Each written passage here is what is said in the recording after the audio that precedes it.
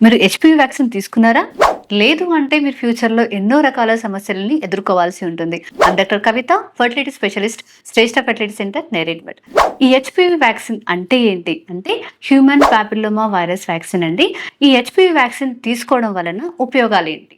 ఈ వ్యాక్సిన్ వలన cervical cancer, vaginal cancer అంటే మానం అంటాం కదండీ! ఆ వెజనల్ క్యాన్సర్ రాకుండా, వల్వల్ క్యాన్సర్ అంటే ప్రైవేట్ పార్ట్ దగ్గర ఏరియాలో ఉండే క్యాన్సర్ నుంచి, అలాగే మలద్వార క్యాన్సర్ అంటే యానల్ క్యాన్సర్ రాకుండా, జెనిటల్ వార్డ్స్ అంటాము. అంటే జననేంద్రియాల దగ్గర పులుపురులాగా వస్తాయి. ఈ వైరస్ ఇన్ఫెక్షన్ వలన.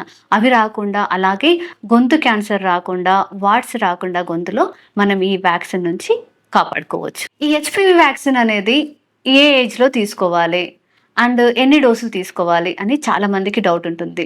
యూజువల్‌గా మనం ఆడపిల్లల్లో 9-26 సంవత్సరాల మధ్య ఉన్న వారికి యూజువల్‌గా మనం వ్యాక్సిన్ అనేది రికమెండ్ చేస్తాము.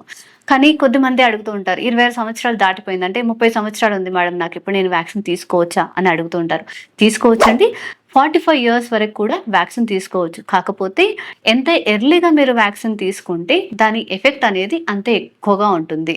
యూజువల్‌గా సెక్సువల్ లైఫ్ స్టార్ట్ చేసే కంటే ముందు వ్యాక్సిన్ తీసుకుంటే దీని ఎఫెక్టివ్‌నెస్ అనేది ఎక్కువగా ఉంటుంది.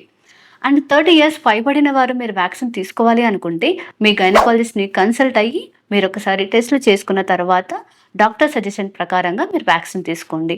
ఈ వ్యాక్సిన్ ఎన్ని డోసులు తీసుకోవాలి అంటే, ఒకవేళ మీరు వ్యాక్సిన్ స్టార్ట్ చేయడం 15 సంవత్సరాల లోపే స్టార్ట్ చేశారనుకోండి, 2 డోసులతో సరిపోతుంది. ఒకవేళ 15 సంవత్సరాలు పైబడిన వారు, లేదు అంటే రోగనిరోధక శక్తి తక్కువగా ఉన్న వారికి అయితే 3 డోసులు సజెస్ట్ చేస్తాం.